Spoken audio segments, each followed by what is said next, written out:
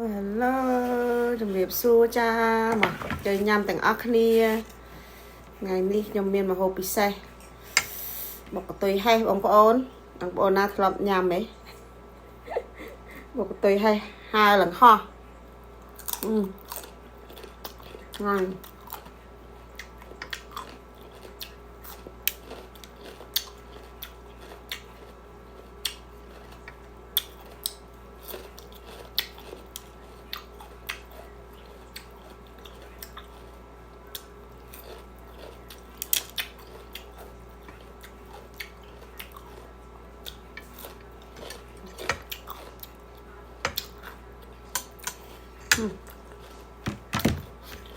ngon đồng ổn hào